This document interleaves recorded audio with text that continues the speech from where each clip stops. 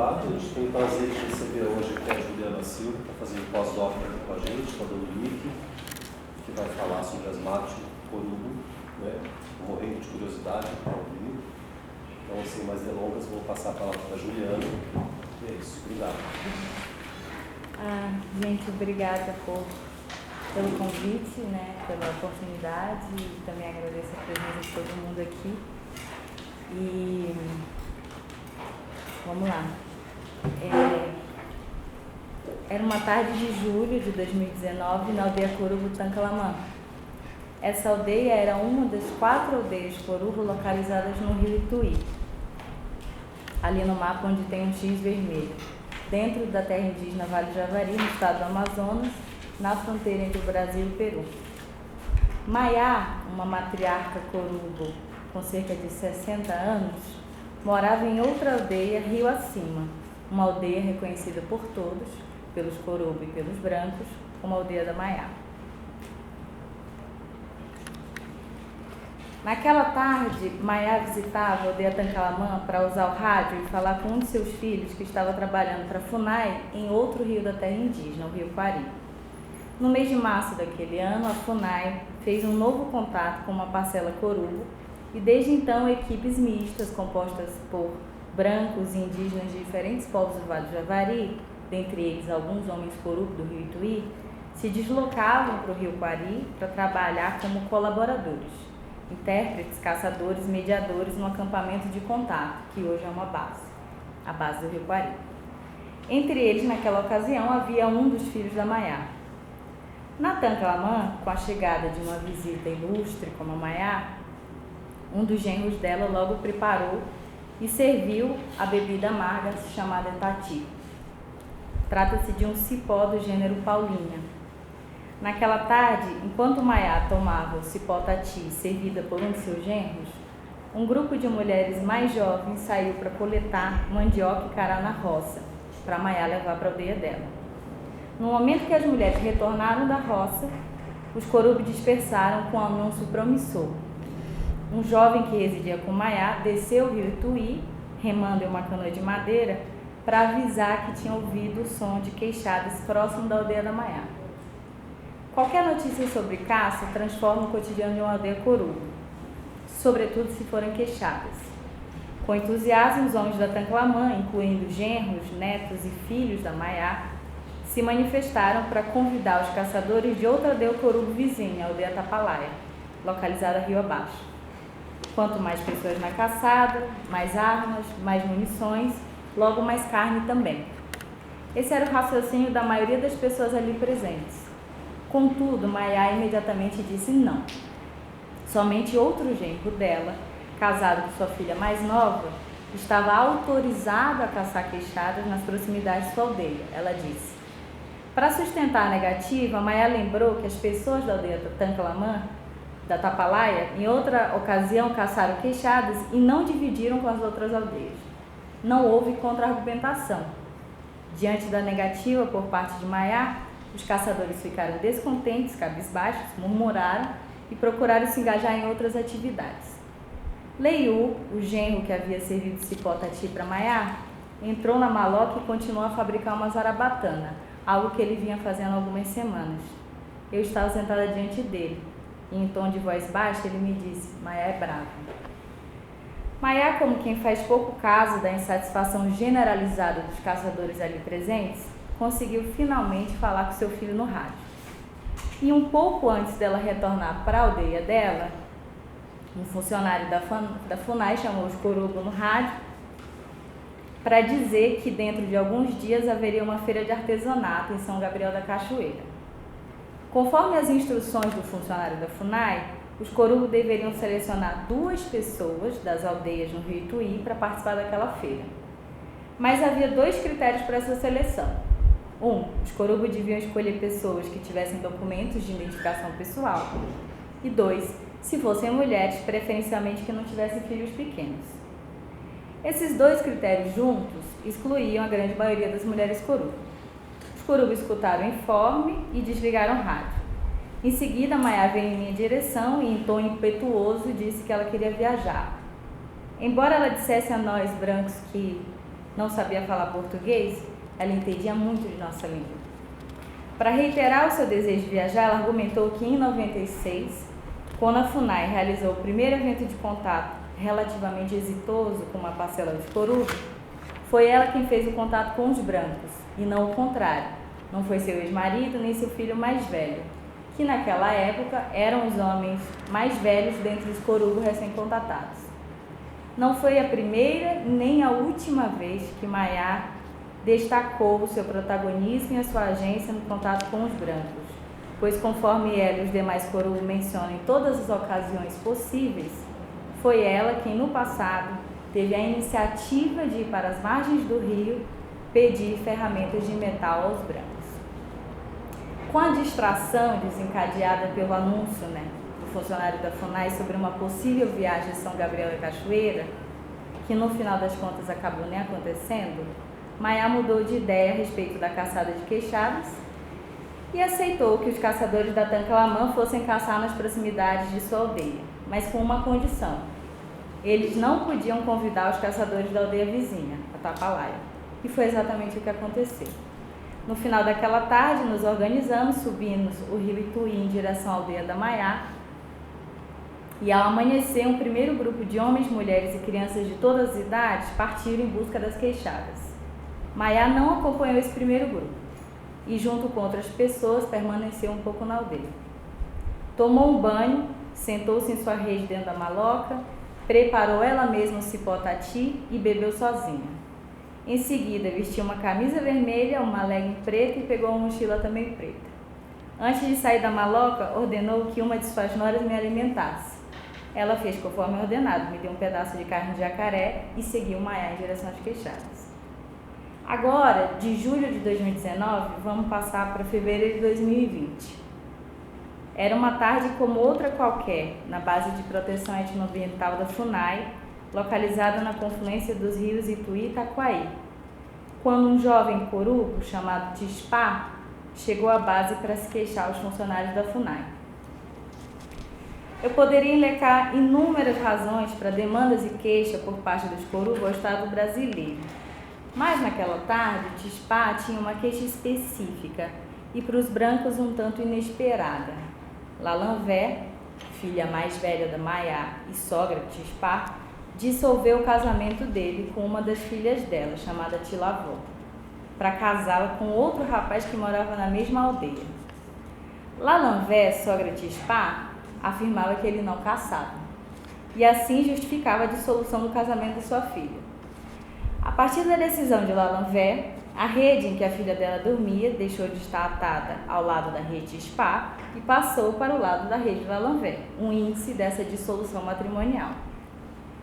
O convívio entre esse jovem casal, até então, era típico de um casamento corubo, permeado por brincadeiras, colaboração e também conflitos pontuais. No final de 2019, eles estavam dedicados a construir uma casa unilateral em torno da maloca.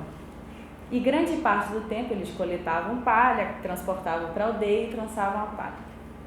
Com a decisão de Lalanvé, a construção foi interrompida e os rumores sobre a possibilidade de um novo casamento para a jovem Tilavó circulavam nas aldeias Corubo do rio Ituí.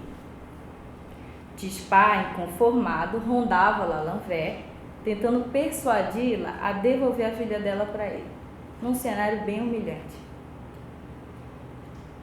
Assim, ele passava muito tempo ao lado da sua ex-sogra, tentando reaver o casamento. Lalanvé escutava calado, sem titubear, e de fato não demorou para entregar a filha dela em casamento para outro jovem da mesma aldeia. Então o novo casal passou a construir uma casa, parecida com aquela que Tilavó construía com Tispá, só que agora com um novo noivo. Solteiro contra a própria vontade, Tispá corria para a floresta com frequência, como os Corubo fazem quando sentem raiva e saudade. Ele coletava e compartilhava frutos com todos nas aldeias, enquanto Tilavó e seu novo esposo, por sua vez, passavam grande parte do tempo na floresta, como fazem os jovens casais. Esse novo casamento agradava não apenas aos noivos, mas principalmente à mãe da noiva, Lalanvé. Hoje, iniciei essa conversa com vocês a partir dessas duas cenas, né? Por um lado, Maiá administrando os planos de uma caçada e destacando seu próprio protagonismo e a sua agência no contato com os brancos. E por outro lado, Lalonvé, desfazendo e refazendo os arranjos matrimoniais de sua filha, a revelia do genro.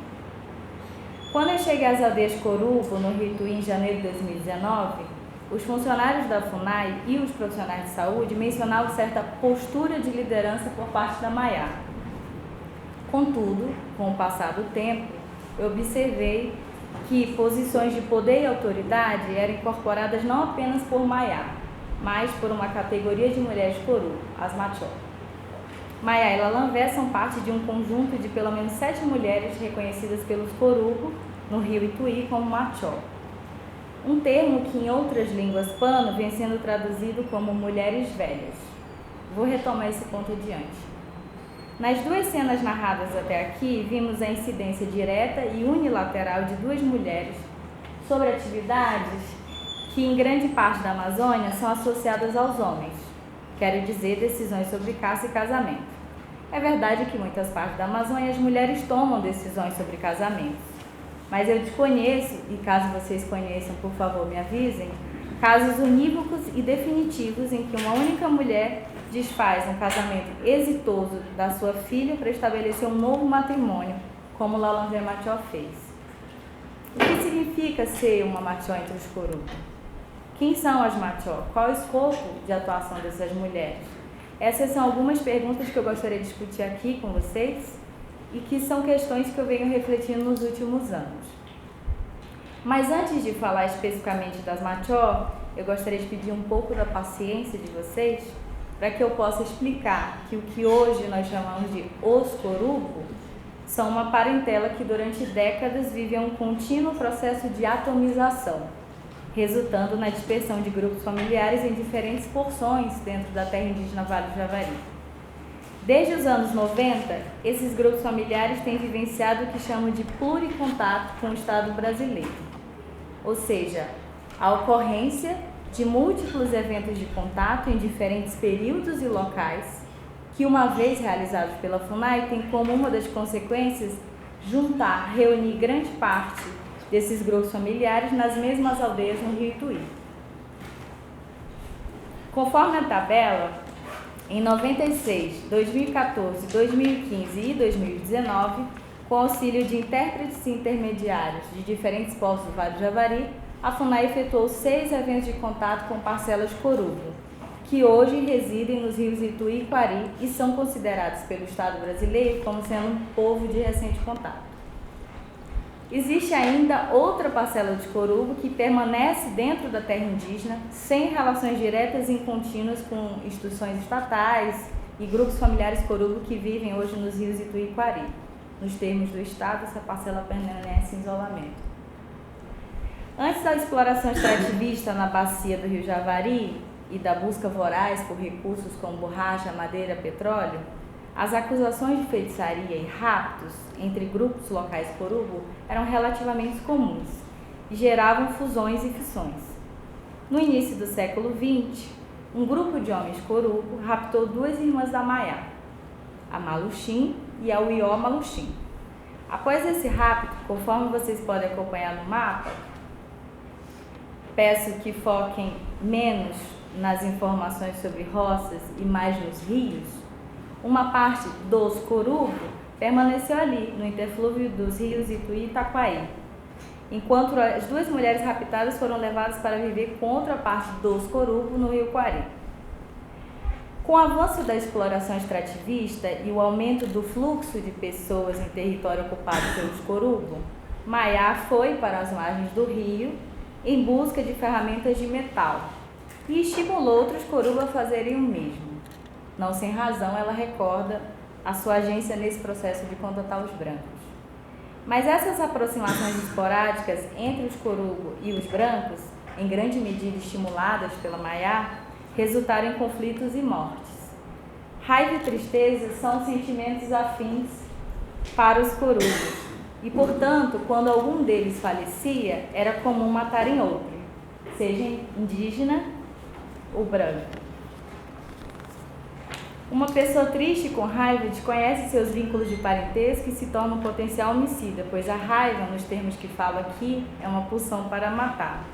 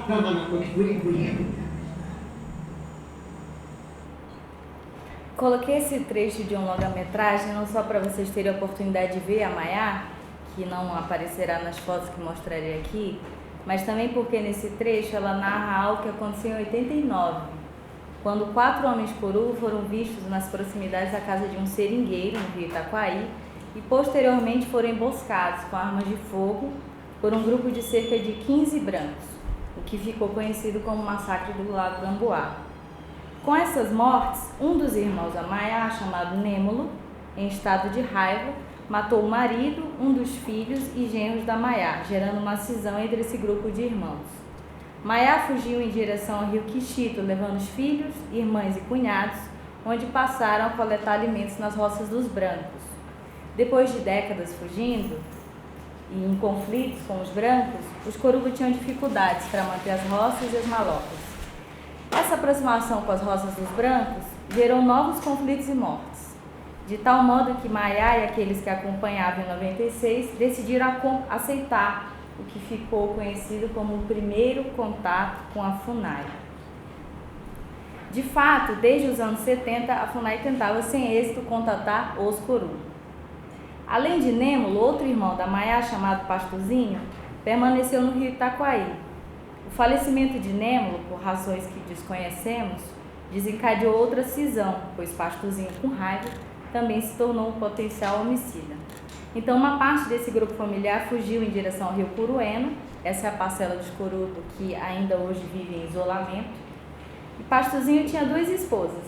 Uma delas era a filha mais velha da Maiá, a Lalanvé, a sogra que desfez o casamento da filha, conforme eu contei no início.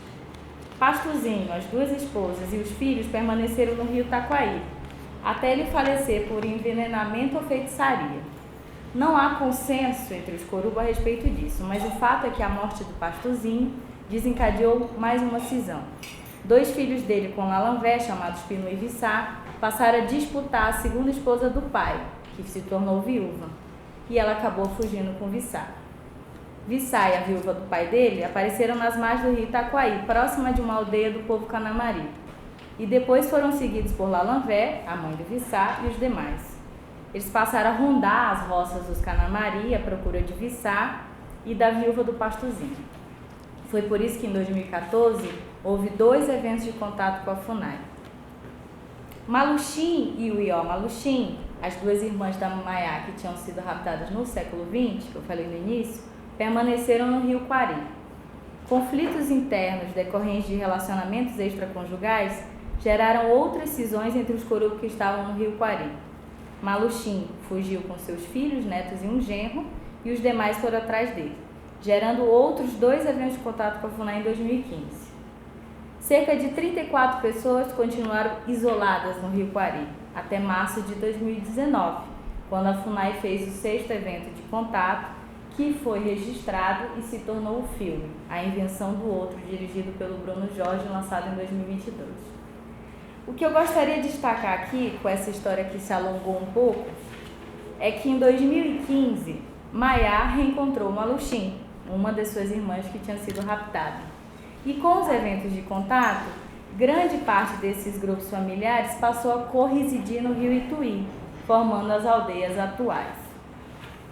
Uma das formas que os Corubo têm encontrado para lidar com a sobreposição de temporalidades distintas em um mesmo topos, quer dizer, o rio Ituí, tem sido acionar categorias de línguas pano para enfatizar a diferença entre as pessoas contatadas em 96 e seus descendentes, chamados de Xerni, antigo, maduro, em oposição àquelas contatadas pela FUNAI em 2014, 2015 e 2019, chamados de Pachá, novo, imaturo. Um dos eixos centrais nessa distinção Xerni-Pachá é o controle da raiva, a partir do conhecimento e da familiaridade com o mundo dos brancos. Mas quando se trata da categoria Machó, ocorre o seguinte: as Machó contratadas em 96 são chamadas de Machó ou Machó Xeni, enquanto as demais contratadas depois são chamadas somente de Machó. Ou seja, nenhuma Machó é chamada de Machó Pachá, pois uma Machó é sempre madura, o que no caso dos Corubo não significa ser velha ou infértil. Eu voltarei a esse ponto mais adiante. Até 2023, no rio Ituí, havia aproximadamente 111 pessoas contatadas em 96, 2014 e 2015. No rio Quari, havia outras 34 pessoas contatadas em 2019, onde não residi durante a pesquisa de campo e, portanto, elas não aparecem nessa pirâmide que está aí para vocês verem.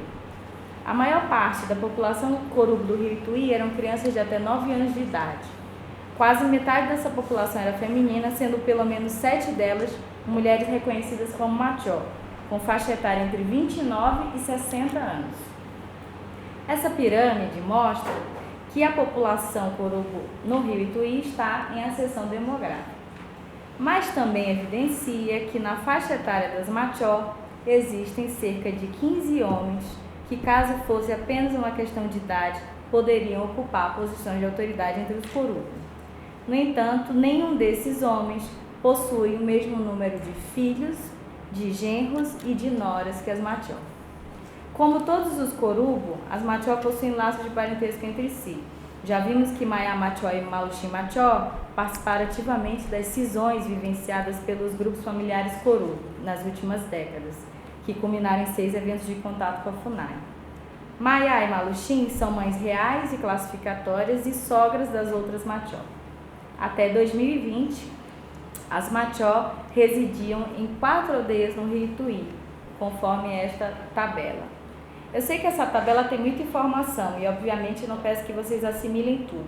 Eu gostaria só de chamar a atenção para 2 aspectos. 1. Algumas aldeias têm mais de uma Machó. 2. Os habitantes de todas as aldeias são relacionados com as Machó como esposos, filhos, irmãos, cunhadas, genros e noras. Agora passemos ao conceito. Antes de mais nada, Machó é uma categoria de idade, não apenas entre os Corubo, mas também entre outros povos panos do ramo setentrional da família linguística pano, como os Macés e os Matis. Em Matsés, por exemplo, o significado primário de machó é mulher velha. Todavia, pode adquirir outros significados, como frutas doces, velha, fêmea velha, árvore morta e besouro sagrado.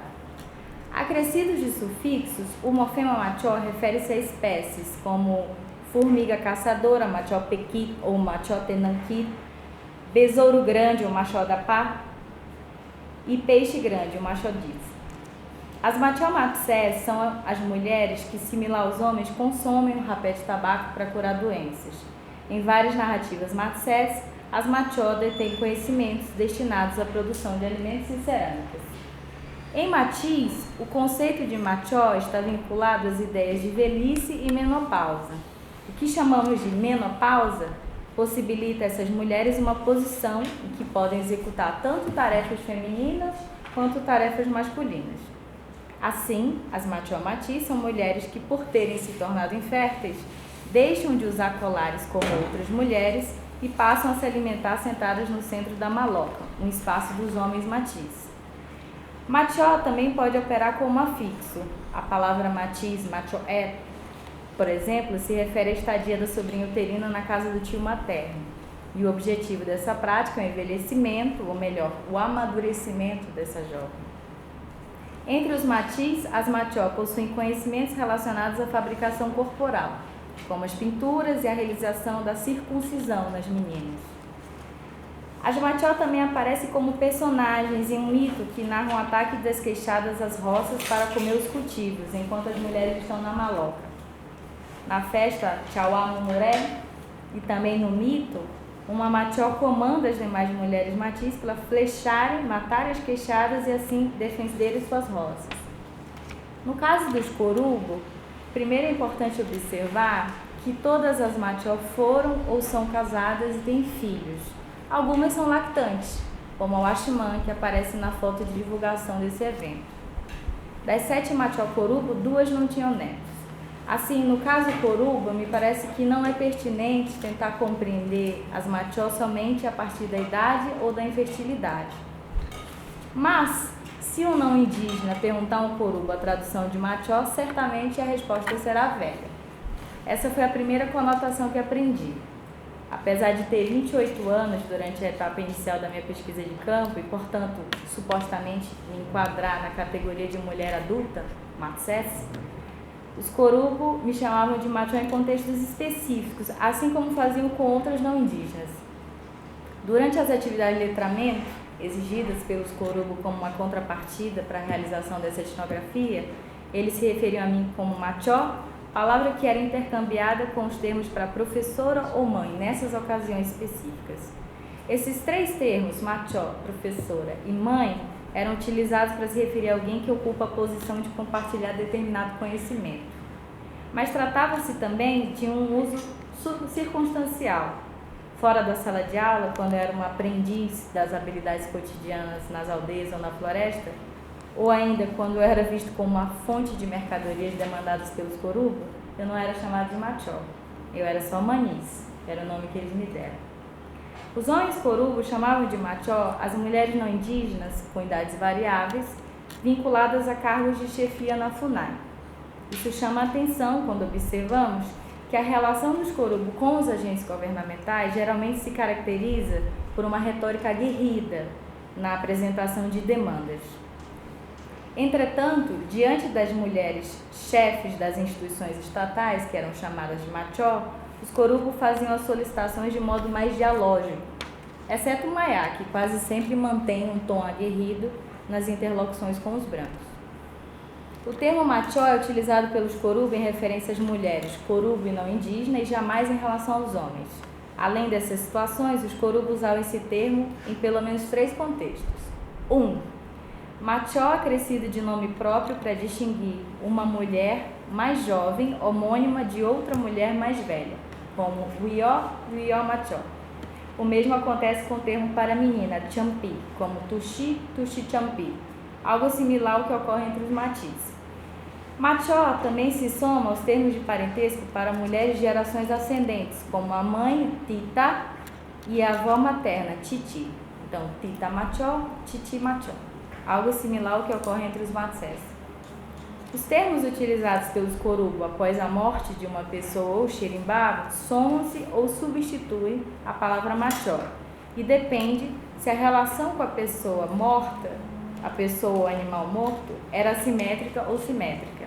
Por exemplo, o termo toamá é usado na dissolução de relações de filiação, como uma mulher que perde um filho ou xerimbabo, deixa de ser fulana machó e passa a ser chamada de toamá ou toamá machó. Depois do falecimento de um macaco barrigudo, a criadora do xerimbabo se torna toamá machó, por exemplo. Já o termo Ilomá é usado para homens e mulheres corubo que perderam parentes como irmãos, irmãs, xerimbabos ou animais domesticados que são homônimos de um parente da mesma geração. Vejamos outro exemplo.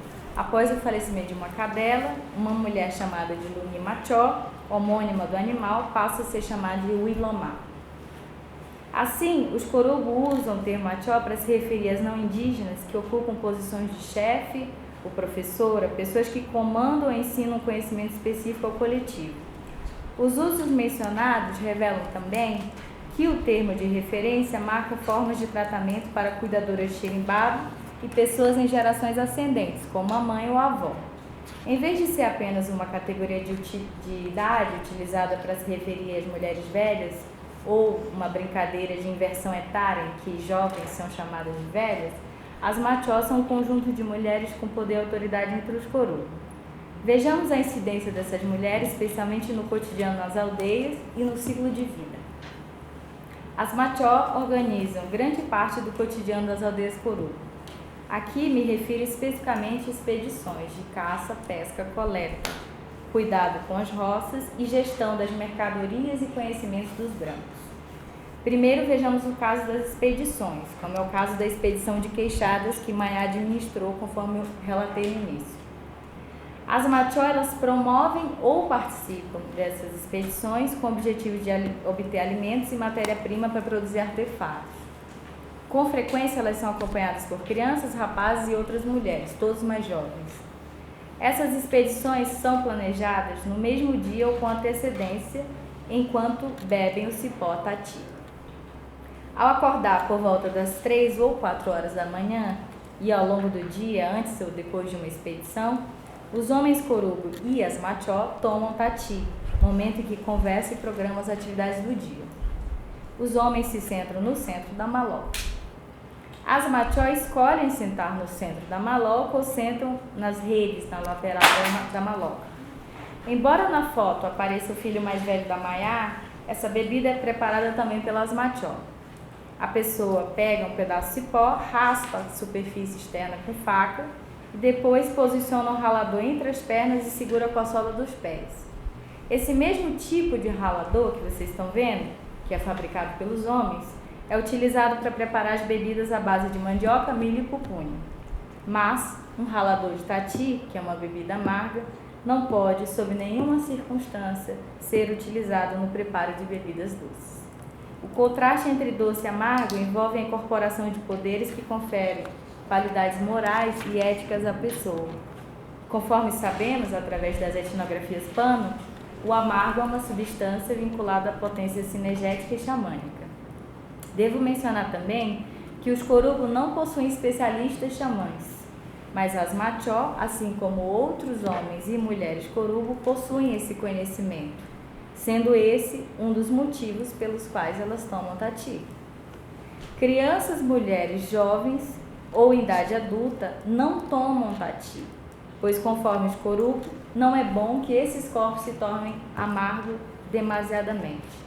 Os caçadores, homens adultos e rapazes jovens, e as machó acompanhadas ou sozinhas, tomam tati, como Maiá fez antes de ir à caçada de Queixadas.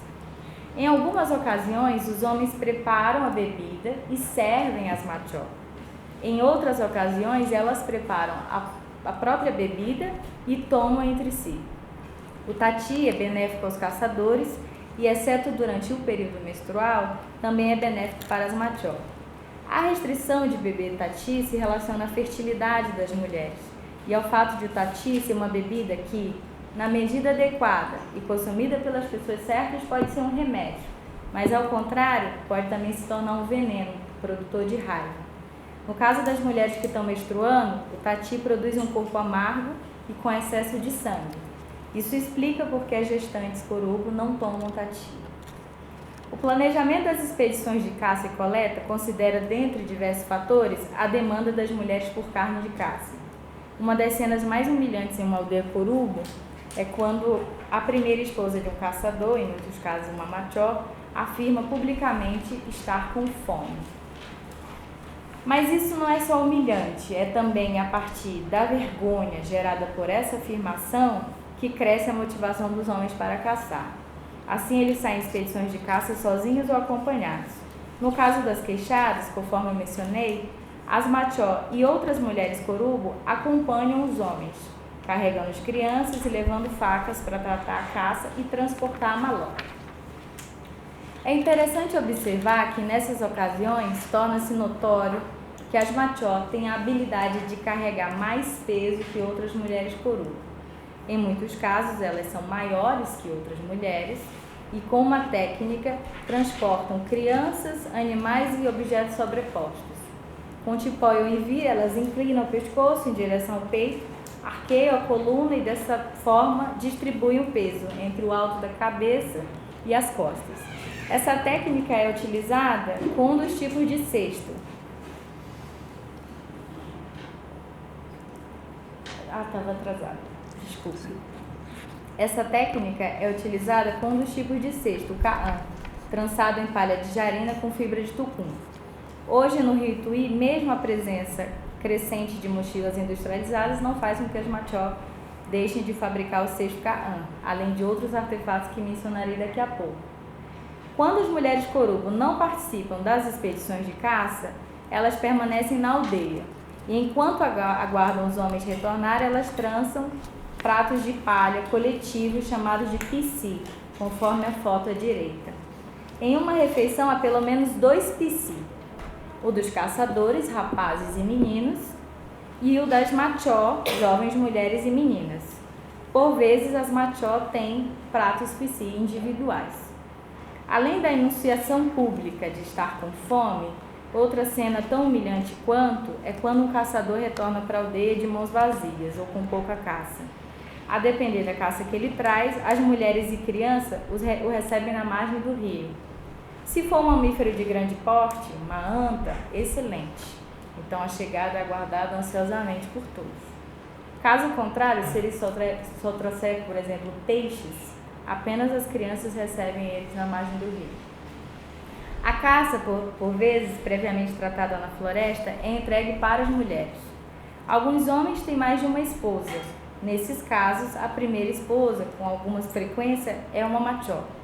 A segunda esposa não apenas cozinha sob as instruções da primeira esposa, mas também distribui a quantidade de alimento nos pratos a partir das instruções da primeira esposa.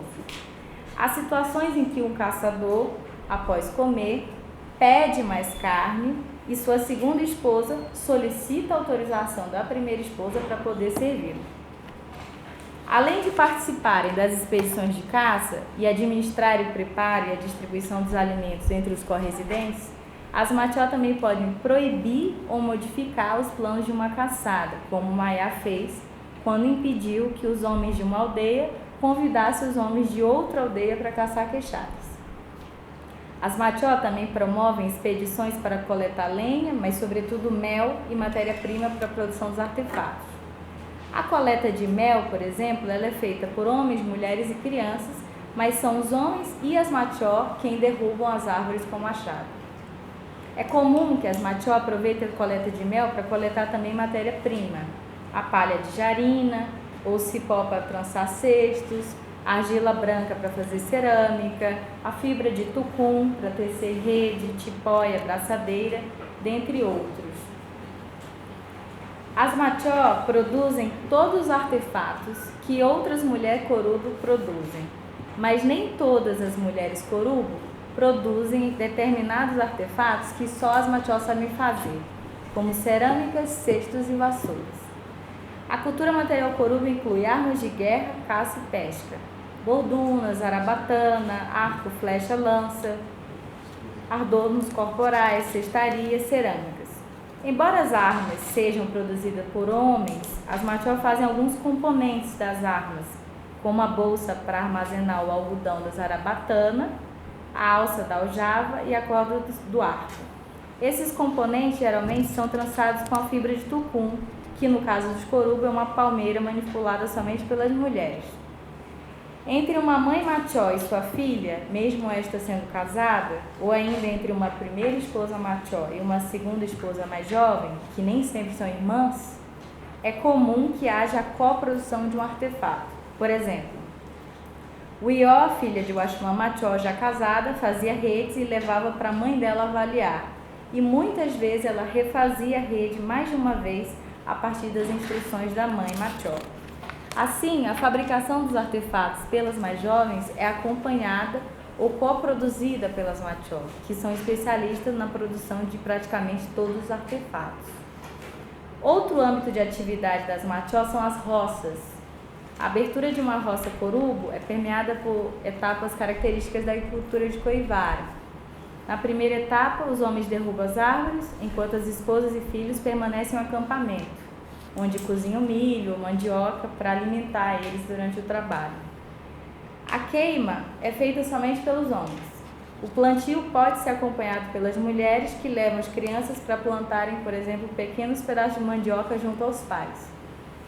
Depois da abertura das roças, são as mulheres que frequentam as roças para coletar os cultivos sozinhas ou acompanhadas por crianças. O trabalho dos homens na abertura do roçado e o das mulheres no cuidado e nas visitas às roças é expresso no modo como os corubos se referem às roças e aos cultivos. Assim, a roça pertence a um homem ou a um grupo de homens que derrubou as árvores, queimou o solo, aguardou o repouso e plantou os cultivos.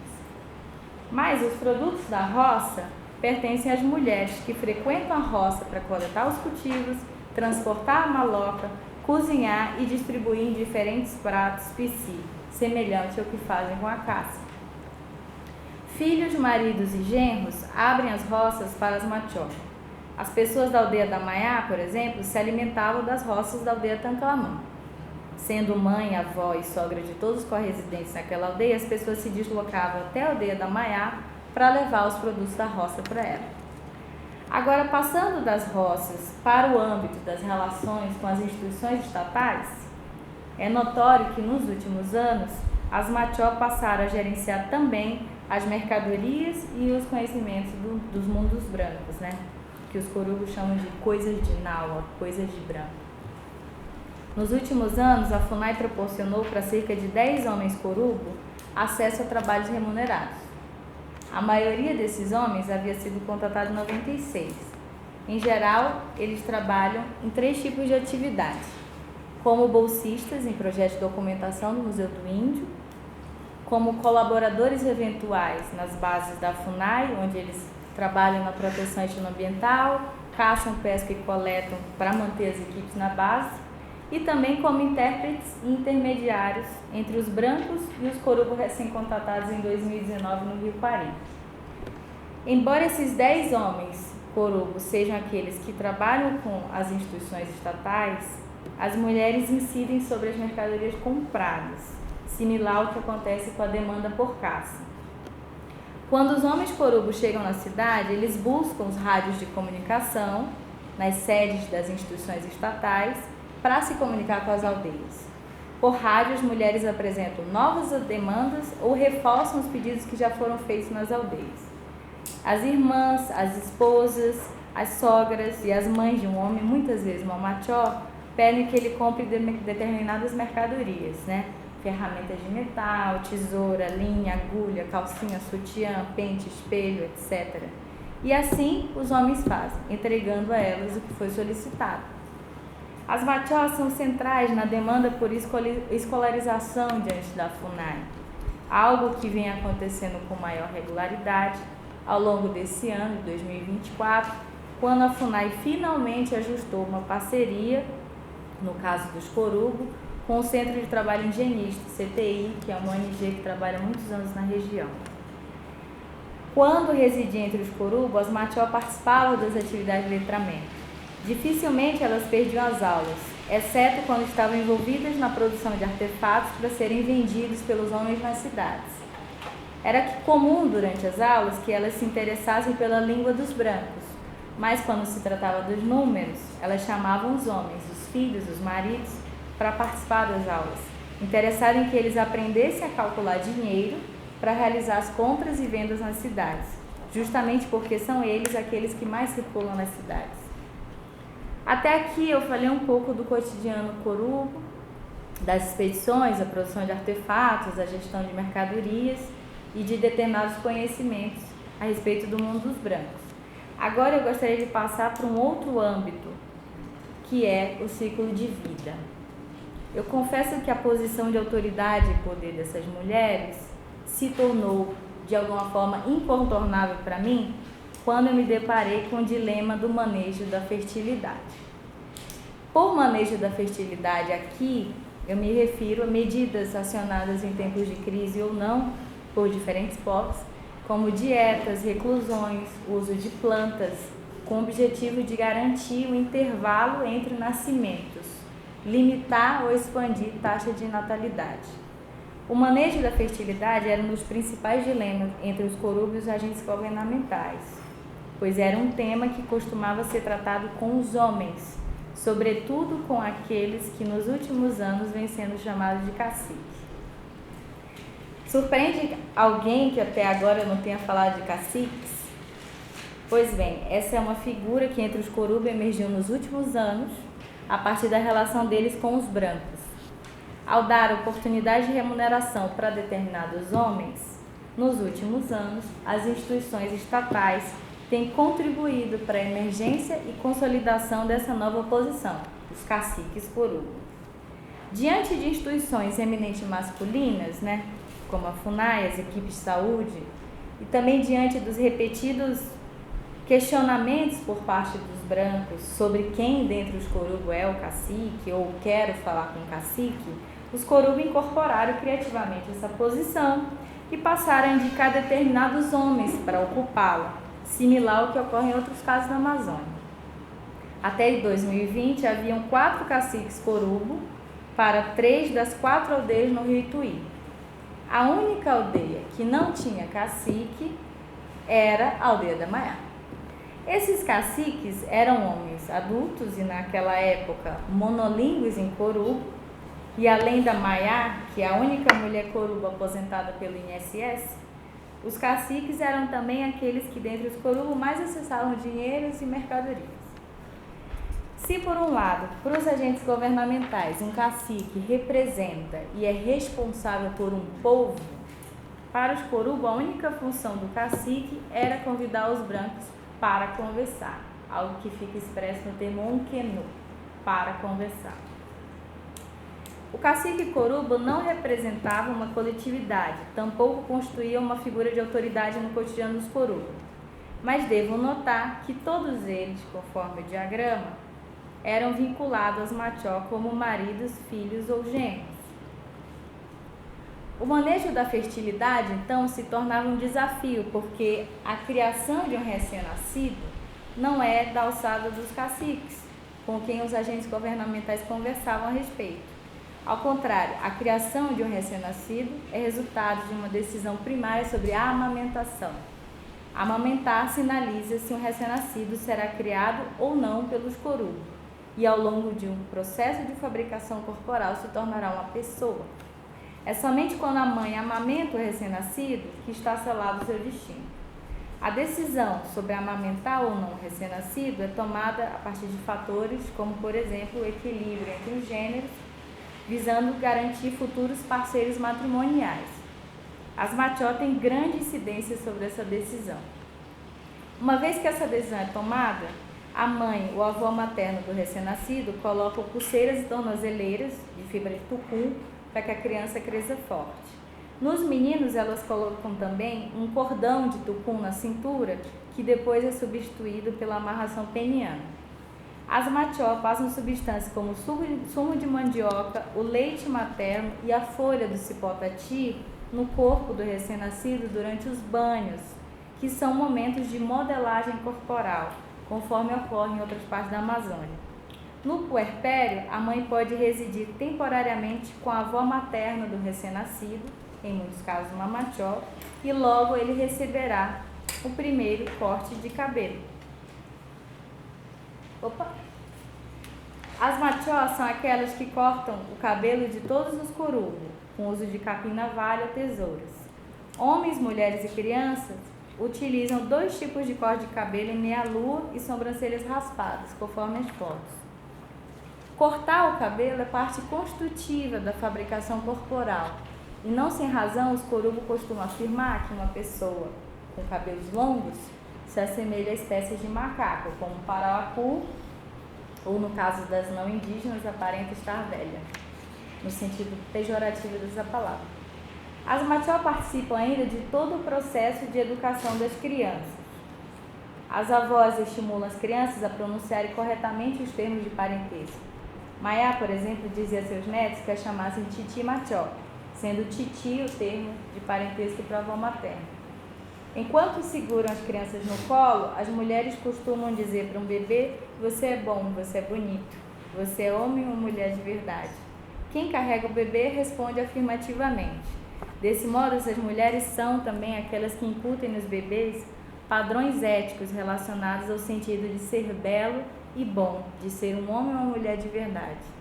Quando as crianças passam a caminhar e a usar corretamente os termos de parentesco, elas circulam entre as machó por meio de adoções temporárias. Havia pelo menos 5 casos de adoções temporárias entre os corujos no rio Tuí. Em todas elas, as pessoas eram criadas por uma machó com objetivos diversos. Por exemplo, caçar para Maiá machó, ficar com Maiá machó para ela cuidar, ou ainda ser criada por Axumã machó para casar com o filho biológico dela. Além desses 5 casos de adoções, havia ainda casos de homens adultos que residiam em determinada aldeia com o objetivo de trabalhar para ou ajudar uma machó. Nesses casos, em geral, eram homens que tinham sido contratados em 2014 ou 15 e trabalhavam para as machó contratadas em 96. Por exemplo, Pinu, mesmo sendo casado, caçava e pescava para a Luninha machó e o Axumã machó, na ausência ou na presença do marido delas, sem promessa matrimonial envolvida nessa prestação de serviço. Nesses casos, Pinu costumava chamá-las de Nati, termo de referência para a sogra ou irmã do pai. Mesmo que genealogicamente, por exemplo, o Axumã machó fosse irmã da mãe dele, portanto sua outra mãe.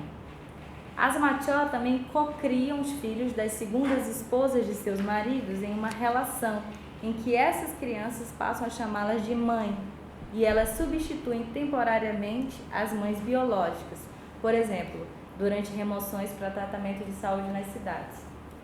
As machó participam da educação das crianças maiores, mesmo que não sejam seus filhos e nem os filhos da segunda esposa. Crianças que apresentam comportamentos mesquinhos em relação aos adultos, consideradas sovinas, são encorajadas por meio do diálogo a serem generosas. Ao contrário, crianças que manifestam mesquinhez na relação com outras crianças são constrangidas a repensar seu comportamento a partir dos comentários feitos pelos adultos. Ainda o ritual poés, que estimula as crianças a caminharem e retira a preguiça do corpo delas, a partir de golpes com as folhas do cubil nas pernas e nos pés da criança. A simples ameaça do poés faz as crianças repensarem seu comportamento. Elas começam a chorar, desesperadas, pedindo que os adultos hesitem ou correm para se esconder, chamando umas às outras. É comum que, além do poés, uma mãe jovem ameace as crianças, chamando uma machó para repreendê-las. Na maioria desses casos, a machó é a avó materna da criança. As mulheres mais jovens reconhecem as machó como figuras de autoridade e respeito que auxiliam na fabricação corporal e na educação das crianças. O que vimos até aqui a respeito da relação entre as machó, recém-nascidos e crianças, me lembra um pouco que o Peter Gal chamou de 2 idiomas do parentesco. Um presente na relação física, nas substâncias compartilhadas com o recém-nascido durante a amamentação, por exemplo. O outro no cuidado e na reciprocidade, expresso através do ensino e aprendizado dos termos de parentesco por parte da criança. Mas se Gell mostrou que no caso do Spiro, esses dois idiomas podem ser ocupados por pessoas distintas, aqui no caso Coruba, me parece que as Machó têm ascendência e controle sobre todas as etapas do ciclo de vida. É claro que em outros povos, as mulheres mais velhas participam da educação das crianças. E na medida que as crianças crescem, os meninos passam a acompanhar os homens em caçados, né? Por exemplo, e as meninas passam a acompanhar as mulheres nas roças. Nesse aspecto, o caso das Machó não traz nada de novo para a gente pensar. Mas o caso das Machó Corubo parece apontar para uma participação e um controle, mesmo no momento em que as crianças deixam de ser apenas crianças e passam a adquirir as habilidades produtivas de cada gênero, ou seja, quando as crianças passam a ser meninos e meninas. No momento perinatal, elas decidem se a amamentação ocorrerá ou não, se um recém-nascido será criado ou não. Ao crescer, a criança passa a circular sob os cuidados das Machó por meio das adoções temporárias. As Machó ensinam as crianças a reciprocarem esse cuidado, usando os termos de parentesco e assegurando condições para a criança que elas decidiram que será criada se torne uma pessoa verdadeira. A relação entre as Machó e suas corresidentes envolve o ato de alimentar, mesmo que elas não obtenham ou preparem um alimento que muitas vezes é cozido por outras mulheres e até por rapazes. Não é raro ver o jovem Xovó, que é o atual companheiro da Maiá, cozinhar para ela, o que causa espanto em homens de outros povos planos do Vale do Javari. As Machó se alimentam a partir de suas relações de consanguinidade e afinidade com outros homens e mulheres na posição de genros, noras, filhos, netos, irmãos e cunhados. Agregam caçadores que trabalham para elas em uma mesma aldeia. Dar e receber alimentos, conforme a gente sabe, é uma característica do serviço da noiva prestada por um genro à sua sogra, nesse caso, sobretudo se for uma Machó. É também um motivo que Lalanvé Machó alegou para dissolver o casamento da filha dela com Tispá, conforme eu falei no início. Atualmente, as Machó operam arranjos e rearranjos matrimoniais, mas o argumento não tem sido mais somente o fornecimento de caça, pois outros aspectos passaram a constituir o serviço da noiva. Preferencialmente, os Corubo casam entre primos cruzados, e havia entre aqueles no Rio Ituí certa tendência virilocal estatística. O noivo cria sua futura esposa até que ela adquira a idade para se casar. Criar aqui, no sentido que eu estou falando, consiste em fornecer alimentos aos pais da noiva, e, sobretudo, à mãe da noiva. Após o primeiro evento de contato com a FUNAI em 96, houve uma série de casamentos entre primos paralelos envolvendo os filhos da Maiá e os filhos das irmãs da Maiá. Não tardou para que alguns rapazes Corubo desejassem se casar com mulheres Matis, pois os Matis haviam trabalhado com a FUNAI como intérpretes naquela ocasião. Vocês viram nas fotos atrás o Binanto com Matis na foto próximo ao Sidney Possuelo, né? Contudo, hoje os Corubo contam que naquela época a Maiá argumentou que se os Corubo não casassem entre eles, desapareceriam, pois eram muito poucos. Até hoje, não existe casamento entre os Corubo e pessoas de outros povos. A regra da Maiá permanece. Como solução matrimonial, eles realizaram uma série de casamentos oblíquos, avunculares entre primos paralelos, unindo pessoas contatadas pela FUNAI em diferentes eventos, ou seja, não casam com povos diferentes, mas casam com pessoas com tempos de contato diferentes. A incidência das Machó sobre o matrimônio inclui não somente arranjar ou favorecer casamento de pessoas solteiras, separadas ou viúvas, mas envolve também desfazer casamentos já consolidados para criar novos arranjos. Uma das variáveis consideradas tem sido o pluricontato, ou seja, casamentos que envolvam pessoas contatadas em 96 e seus descendentes, que são aqueles que têm maior acesso a mercadorias e conhecimentos do mundo dos brancos. Assim, nos últimos anos, alguns casamentos foram refeitos para construir novos casamentos entre pessoas contatadas em 96 ou pessoas contatadas em 2014, pessoas contatadas em 96 ou pessoas contatadas em 2015. Esse é o caso do casamento desfeito por Lalanvé Machó. Ela desfez um casamento entre dois corubos Pachá, ou seja, dois corubos novos no contato com o branco, e efetuou um novo casamento em que a filha dela, contratada em 2014, portanto uma pachá nova, se casou com Titiopizinho, que é filho de Paixeniz, nascido e criado no contato com os brancos. Embora eles fossem primos paralelos, trata-se de um casamento entre uma mulher pachá e um homem descendente de Paixeni, né? Novo e antigo no contato com os brancos. Então a diferença entre os dois noivos de Tilavó era sobretudo o tempo de contato com os brancos e o acesso decorrente disso. Havia um cálculo político na decisão de Lalonvé que ia muito além do argumento de que o ex-genro dela não caçava. Nascido e crescido na relação com os brancos, o novo genro de Lalonvé compreendia português, trabalhava em atividades remuneradas pela FUNAI e mais recentemente ele virou um cacique, né, do quebrado. Essa diferença entre os noivos sinaliza que tanto o acesso à caça quanto o acesso aos bens não indígenas têm sido formas de prover o serviço da noiva, seja através da predação ou do comércio, da caçada ou das mercadorias. Ambas as atividades e aptidões são estruturalmente similares. Embora a caça seja fundamental e muito apreciada pelos corubo, a obtenção de mercadorias incide na tecnologia de caça, através, por exemplo, de espingardas e munições. Para finalizar, eu pergunto, por qual motivo entre os corubo o termo machó se cristalizou em figuras com ascendência sobre a vida de todos, designando não apenas mulheres velhas, mas também incluindo mulheres adultas em idade fértil?